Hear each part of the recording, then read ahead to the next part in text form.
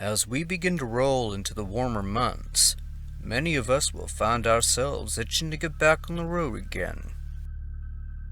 So whether you're in it for the long haul, or just out and about, these strange and spooky trucker experiences will give you a little insight on what may be occurring on those long and lonely roads that keep us connected all over the U.S. So here you go.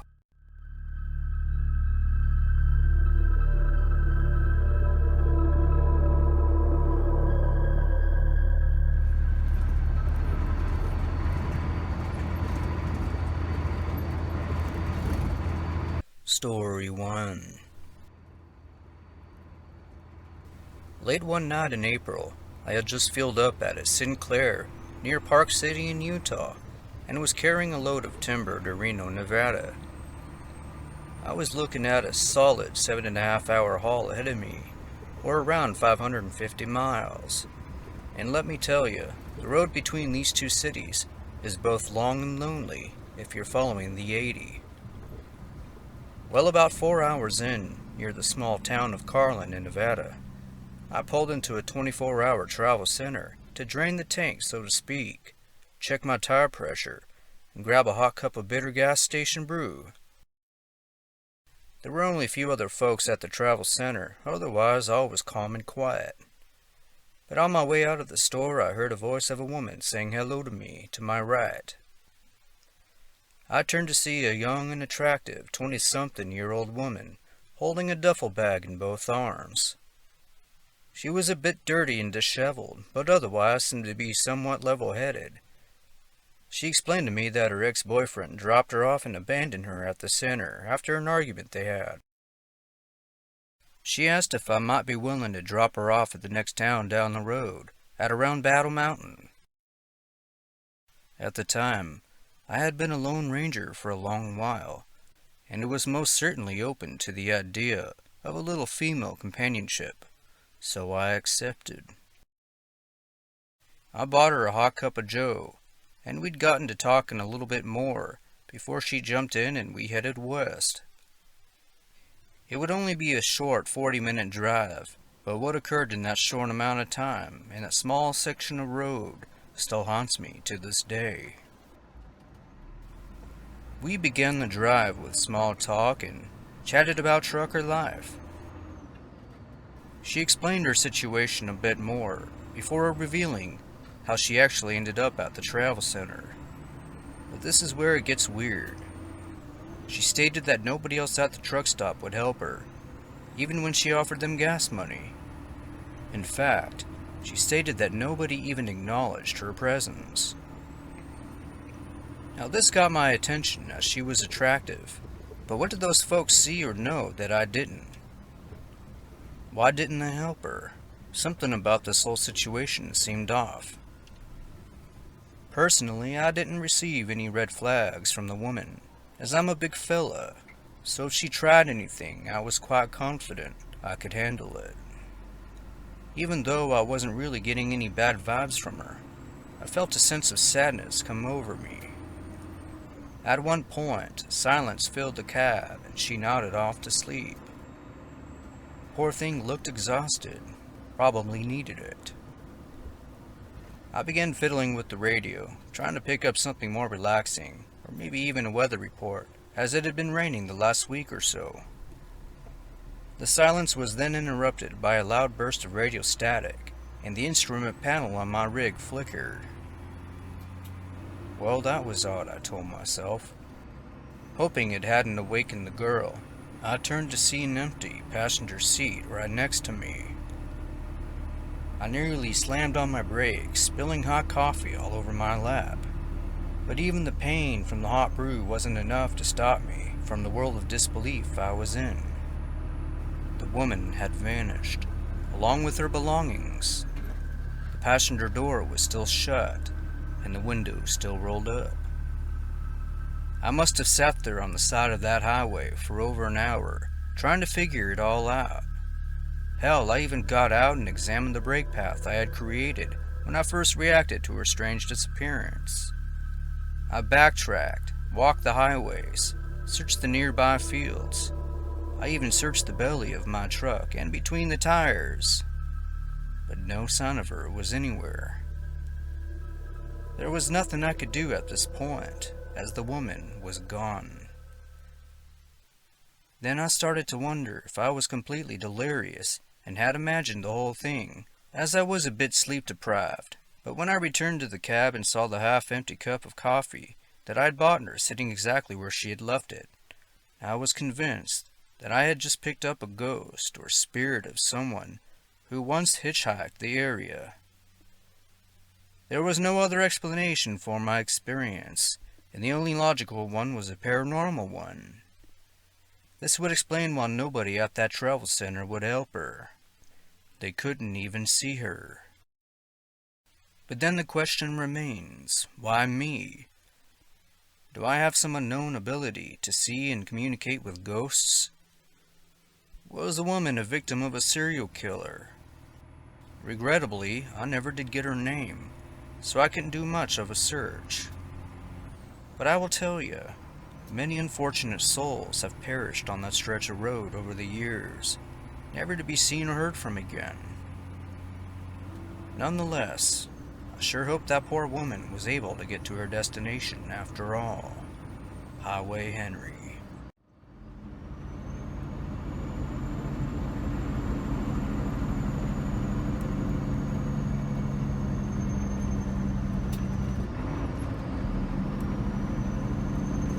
Story 2. I was one of those folks who got to experience firsthand what it's like to be trapped in the middle of a powerful snowstorm in the state of Colorado. So back in the winter of 2006, that's exactly what happened. At the time, I knew the weather would be rough, but little did I know how rough it would become. Yes, I was a bit naive, and thought I could just ride it out, as I usually did. I had a good 3-hour drive ahead of me, but only made it about a third of the way before my 16-wheeler tractor-trailer slid off the road and buried itself in a snowbank. The snow was coming down in sheets, and the road plows just couldn't keep up. Visibility was at a minimum, and the winds were just ruthless.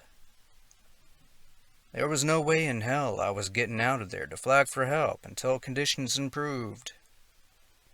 But I knew I would most likely be stuck until next morning, so I accepted that. I had plenty of fuel to keep the heater running when my winter clothes weren't enough, and I always carried extra provisions in my sleeping chamber for situations like this. I realized that anyone passing by on this road would most certainly miss me, as my truck was now a part of the landscape. I got on the CB and was able to reach dispatch. Communication was rough, but I was able to notify emergency services of my location and my situation. But they told me to stay put and stay inside until they could get to my location. So as day turned into night and the storm intensified, I got as comfortable as I could be in that small space. And by now the snow had covered my windows, and I could feel the truck rocking in the wind. I turned off my engine one last time before climbing in the back to sleep it off. But it didn't take long before I was awoken by the sound of thumping coming from the right side of the trailer, and then it made its way to the passenger's side door before stopping. Immediately, I thought it was emergency services trying to get me out, so I knocked back and yelled to let them know I could still hear them. I even cracked my door open and yelled out, calling out into the darkness. But there was no reply, just the sound of ice and wind. But as the moment pressed on, I shrugged it off as ice dropping from some nearby trees. An hour later, I was again awoken by those thumping sounds, but this time there was a squeaking sound that accompanied it. Still stuffed into my sleeping bag, I turned to face the windshield, and there I saw a large oval on that window, where someone had just wiped the snow from it, probably to have a look inside. I jumped over to the front and pressed my face against the glass, expecting to see the lights from emergency services. But as I continued to stare out into the darkness, I was met with the sight and the sound of ice raining down on that glass. It was then I began to get an uneasy feeling that there was something or someone else out there, but who or why, especially in the middle of this freak storm. I reached under the driver's seat to retrieve my revolver, which I always kept during my long hauls. A lot of truckers did, especially out here in Colorado. My truck was in a wilderness area, and I've seen my fair share of bear and cougar, so I assumed it might have been something of that nature. But even in this storm, it didn't seem right. What would go out of their way to harass me in the middle of it? So there I sat in the driver's seat, gun in one hand and CB in the other. I wanted to reach out to dispatch to see if they had anyone out in my area, but communication was lost in the noise of the storm. So I fired up the engine, and immediately there were scratching sounds coming from several directions all around the outside of the rig. The roof, the sides, and even the back. It was like the engine had startled a group of creatures before scattering back into the wilderness. And that's exactly what happened. The thumping would continue a few more times over the course of the night and into the wee hours of the morning. And each time it did, I would fire up the engine, and they would scatter once again, only to return a short time later. This process repeated several times. Whatever they were, I could feel their combined weight jolting the truck as they maneuvered around.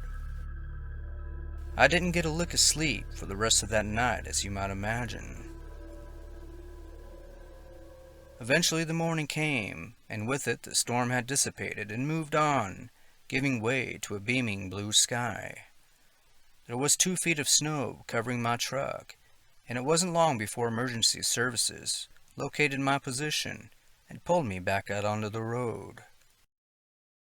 Once I was cleared, I did a thorough search for damage. Everything was fine, but somehow there were scratches all over my rig. There were what appeared to be large and skinny claw markings that covered the exterior, all the way from the front to the back, top to bottom. Some of these marks left half-inch gashes, which really gave me the gooses. What could have done this? A bear or mountain lion could have, but why? I would later research those claw marks. Nothing I could find ever popped up. These were unique, and even the wildlife experts agreed. Whatever was responsible left no prints either, as the storm would eventually cover them. But to this day, that experience gets me, and I will never forget the storm of 2006. Sincerely, Buck Waters.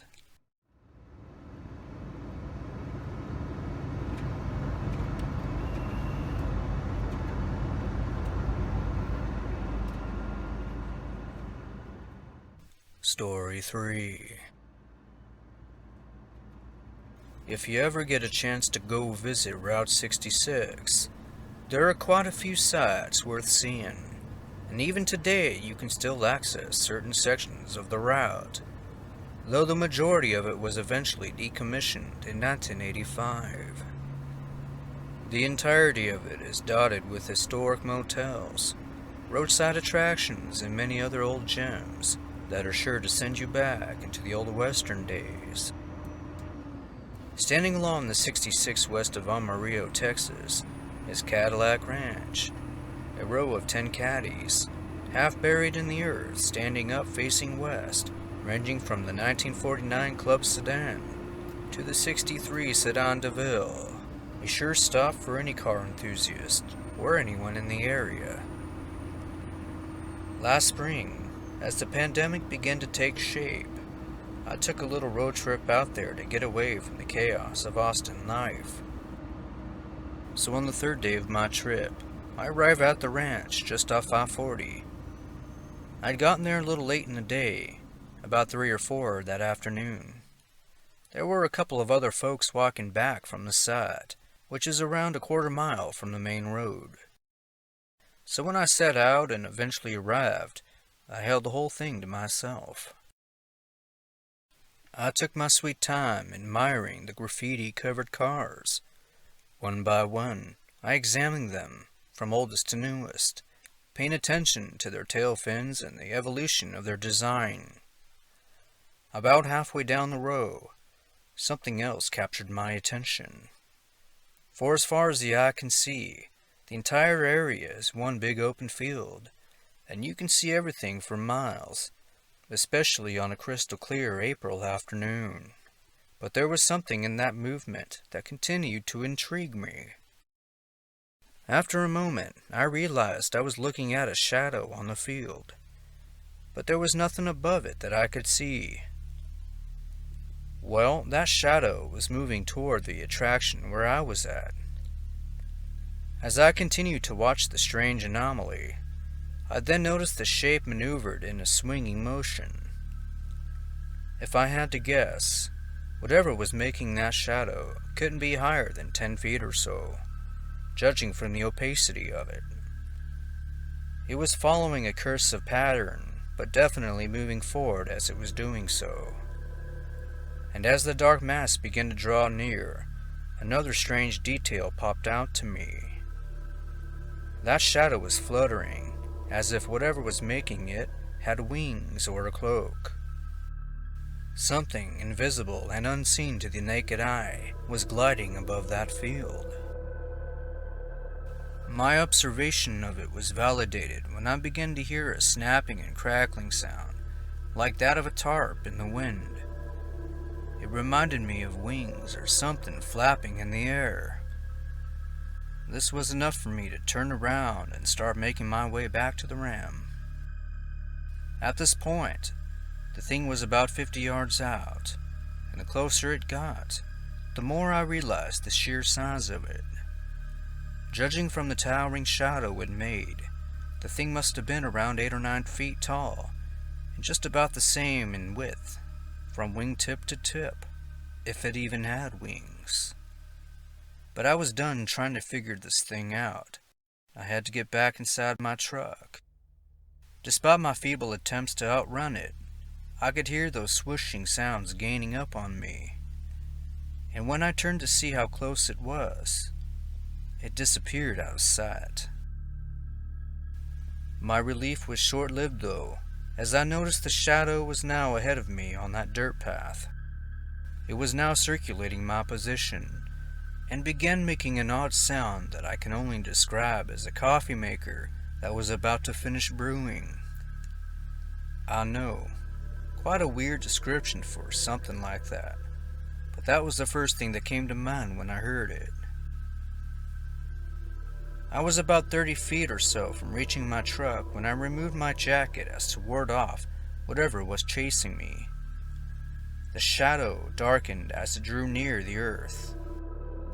Each time I swung my coat around like a lunatic, as if to try to scare it away, and each time I did, that shadow would lift slightly, then dive back down again.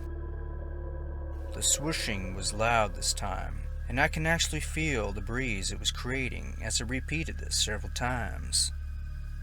When I reached my truck, I dove inside and locked the doors behind me. Still out of breath and heart racing, I watched the shadow circle a few more times before returning back to the field. It took me the remainder of that day to try and process what I experienced, and even then I still hadn't had the slightest clue of what I saw. This creature somehow had the innate ability to blend in with its surroundings. It was completely invisible to the naked eye, and if I hadn't seen its shadow, it would have most certainly snuck up on me. So what in the hell did I see? Mothman? An alien? Some undiscovered flying beast? Unfortunately, I'm left with a jar full of questions, but I suppose I should count my blessings, as I made it out in one piece, and lived to share my experience. Oh, and one more thing. While driving back home, I could swear I heard those eerie coffee sounds just outside my truck window on several occasions. So next time you find yourselves visiting Cadillac Ranch, keep a watchful eye on your surroundings, and I don't recommend going solo. Thank you, Frank.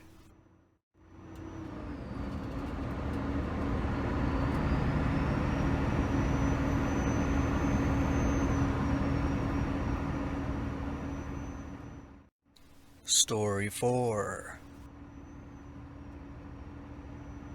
A couple of seasons ago, I was making a delivery just outside of Mount Baker on State Route 542 in Washington State.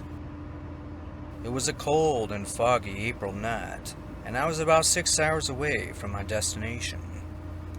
I was extra tired from working overtime the last several weeks and drank more than my fair share of coffee. After fueling up at a nearby 76, I checked my tire pressure and topped off my thermos.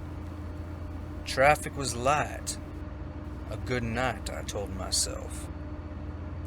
About an hour later, my bladder weighed heavy, and I had to relieve myself. The next rest area wasn't for another 45 minutes or so, but I couldn't wait that long, so I began looking for a place to pull over. Wasn't long before I spotted a shoulder large enough to accommodate my truck. I pulled in and put her in park before leaping down onto the rocky earth. I walked to the rear of the rig and proceeded to do my business. But before I could do so, a line of traffic came out of nowhere from both sides and I felt exposed. So I went to go find a tree. I walked about 10 yards to enter the nearby trees just to find cover, and finally I did, and I could pee in peace. After finishing, I turned around to head back to the truck, and felt a crunching sound under my boots. I fished my phone out of my jacket and turned on the flashlight feature. I realized that I had just stepped on bone, and there were pieces scattered everywhere. And I don't mean from one or two critters, but from several large animals. The bone fragments were everywhere, and it went far into the woodline. I didn't waste any time getting out of there. As I turned to head back, a strong gust of wind kicked up, but then I felt a sharp object hit the back of my head, and it landed near my feet. I peered down to see another bone fragment, and when I looked up to follow the source, I was stunned to see several large skeletons hanging from the tops of those trees, about 30 or 40 feet above me. Some of these carcasses had been there for quite some time, as they were barren and free of flesh, but others looked as though they had just been killed and hung. There were deer, a couple large cats, and even something that resembled a horse. And it just kept on going, for as far as my dim light would allow me to see. In a panic, I sprinted back into the safety of my truck, got in and locked the door behind me, as this seemed like something quite illegal. After I collected myself, I made the decision to phone the local authorities to report my grisly discovery.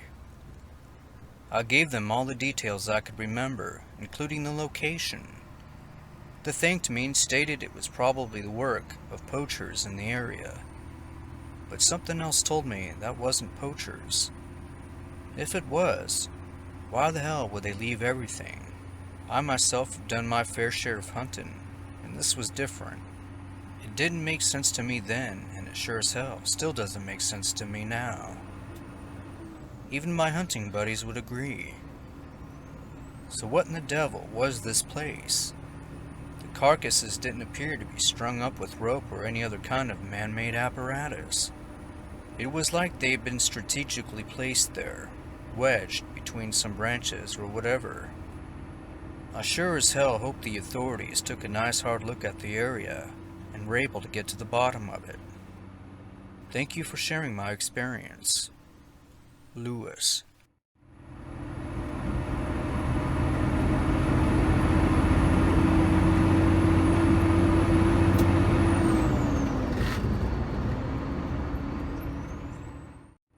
Story 5.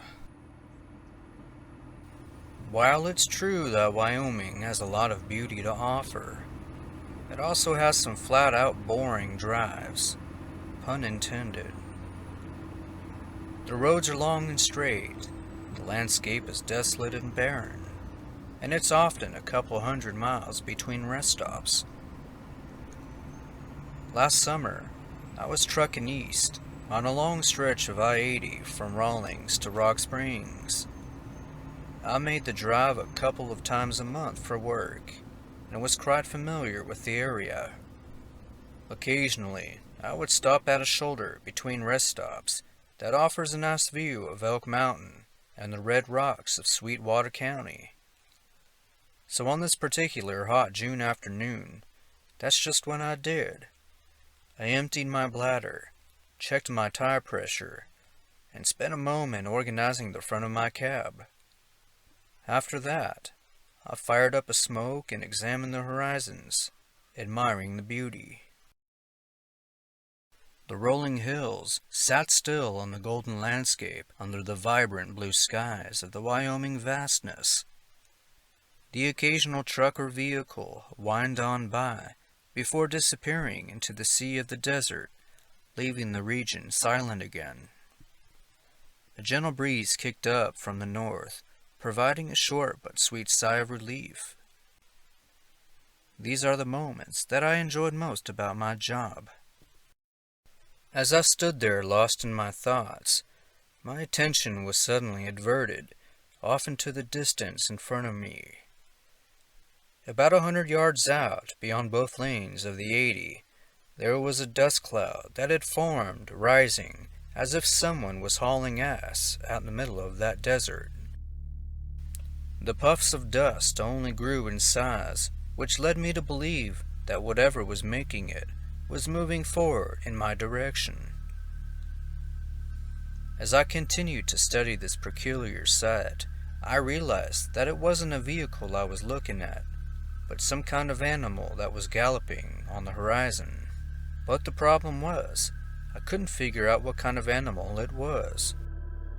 At this point, it had closed in and was about 50 yards out or so, and that's when I grew a little concerned. You see, this thing had 2 legs, was reddish-brown and slightly darker than the surrounding land, and yet it didn't seem to have any other observable features that would lead me to believe it was anything that would naturally wander the expanses of Wyoming. This was different, unfamiliar, and the speed alone was impressive. But the problem remained, that it was coming in my direction, sprinting like an Olympic runner, hungry with determination, and even in the sun was still difficult to break down visually, and had I not noticed the rolling dust behind it, it's quite possible I would have missed it altogether. Now, as this thing began to get closer to the highway, I could now hear it. Those powerful legs galloped on the hard earth, supporting a tall and muscular figure that must have stood 7 feet tall and weighed a couple 100 pounds. I could see it more clearly now, though it still blended into the background. Then, like a switch, I forced myself to break out of the daze I had found myself in. Somehow I managed to let this thing get way too close to me in the short time I first observed it. I remember feeling the icy chill of fear and danger wash over me, even though it must have been over 90 degrees that afternoon. I flicked my half-smoked cigarette and scrambled to enter my truck again, fumbling with the lock and the keys as I did so. Through my driver's side window, I shot a glance back at the spot I had last seen the figure, and it just stood at the edge of the highway, unwilling to advance, as if it were forbidden to do so. I was both relieved and intrigued as to why it wouldn't cross, but that didn't stop me from firing up the engine and getting the hell out of there. As I rolled forward and returned to the highway, I gunned it until the creature was no more than a small point in the rear-view mirror.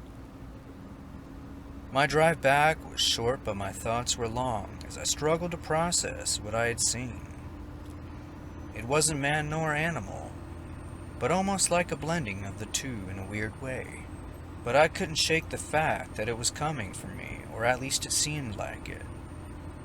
It must have seen me from miles away before deciding I would make a good target. But why me?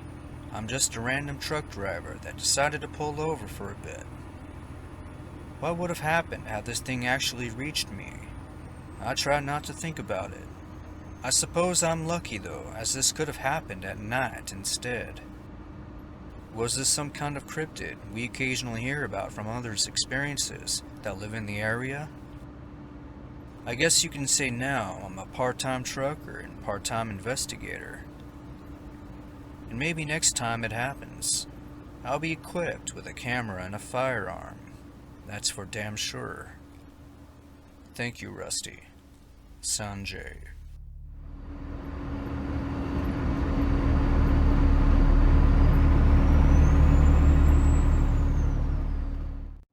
And there you have it.